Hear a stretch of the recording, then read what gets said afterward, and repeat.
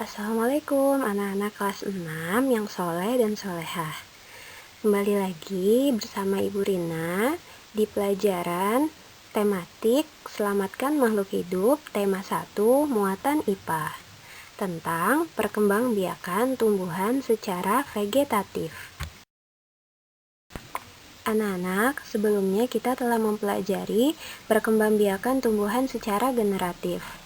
Apakah kalian masih mengingatnya?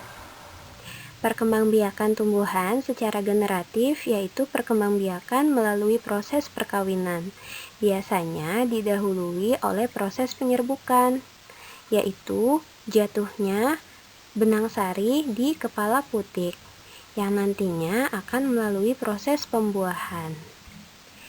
Dan sekarang kita memasuki materi tentang perkembangbiakan tumbuhan secara vegetatif. Perkembangbiakan vegetatif merupakan perkembangbiakan yang tidak melalui perkawinan. Perkembangbiakan vegetatif pada tumbuhan dapat terjadi secara alami maupun buatan, yaitu dilakukan oleh manusia. Kita bahas satu persatu ya. Yang pertama, perkembangbiakan vegetatif alami pada tumbuhan.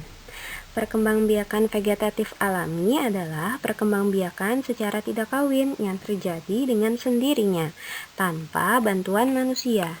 Contoh perkembangbiakan vegetatif alami yaitu perkembangbiakan menggunakan tunas, akar tinggal, umbi, geragih, dan spora.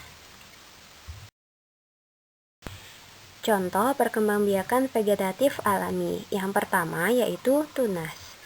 Beberapa jenis tumbuhan dapat tumbuh tunas dari pangkal batang, contohnya tumbuhan pisang, atau dari bagian pinggir daun, contohnya tumbuhan cocor bebek.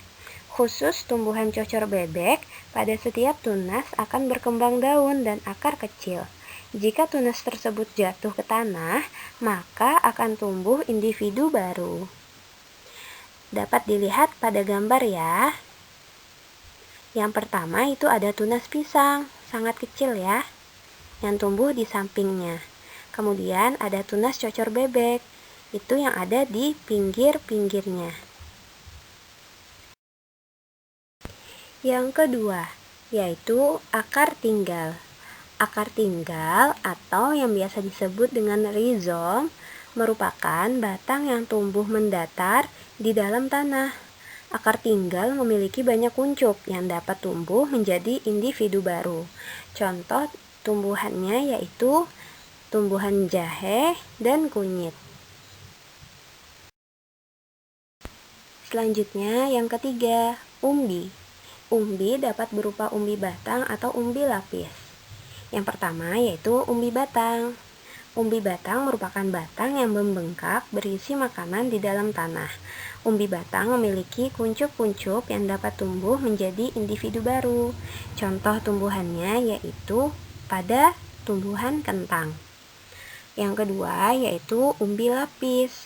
Umbi lapis merupakan umbi yang terbentuk dari lapisan-lapisan daun berdaging dan kuncup. Kuncup tersebut dapat tumbuh menjadi individu baru. Contohnya yaitu pada tumbuhan bawang.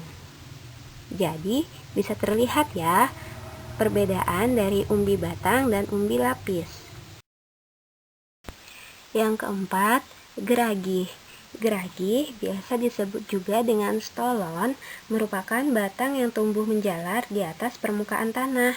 Jika ruas-ruas batang menyentuh tanah, maka pada ruas tersebut akan tumbuh individu baru. Contohnya pada tumbuhan stroberi. Yang kelima, spora. Spora merupakan alat perkembangbiakan pada beberapa tumbuhan, seperti tumbuhan paku. Spora berupa butiran halus yang terdapat di dalam kotak spora, sporangium, pada permukaan bawah daun. Setiap sporangium mengandung ribuan spora. Jika spora jatuh pada tempat yang sesuai, maka akan tumbuh menjadi individu baru. Selanjutnya, kita pada pembahasan perkembangbiakan vegetatif buatan pada tumbuhan. Perkembangbiakan vegetatif buatan dilakukan oleh manusia untuk memperoleh tanaman baru yang memiliki sifat seperti tanaman induk atau sifat tanaman yang lebih baik lagi. Perkembangbiakan vegetatif buatan antara lain berupa cangkok, merunduk, setek, menyambung, dan menempel. Yang pertama, mencangkok. Mencangkok dilakukan dengan cara yang pertama ialah mengupas sebagian kulit cabang. Kemudian, bagian cabang yang sudah dikupas diberi tanah, pupuk, dan air sebagai media pertumbuhan akar. Selanjutnya, tanaman hasil cangkokan memiliki sifat sama dengan tanaman induk dan cepat berbuah. Adapun contoh tanamannya seperti mangga, jeruk, jambu, kelengkeng, dan lain-lain. Yang kedua, merunduk. Merunduk dilakukan dengan cara merundukkan cabang tanaman, kemudian menimbunnya dengan tanah. Tanaman hasil merunduk memiliki sifat seperti tanaman induk. Contohnya pada tanaman atau tumbuhan anggur dan jambu. Yang ketiga, menyetek. Menyetek dilakukan dengan cara memotong bagian tanaman seperti batang, akar, dan daun untuk menghasilkan tanaman baru. Tanaman hasil setek memiliki sifat seperti tanaman induk. Contohnya pada tanaman singkong.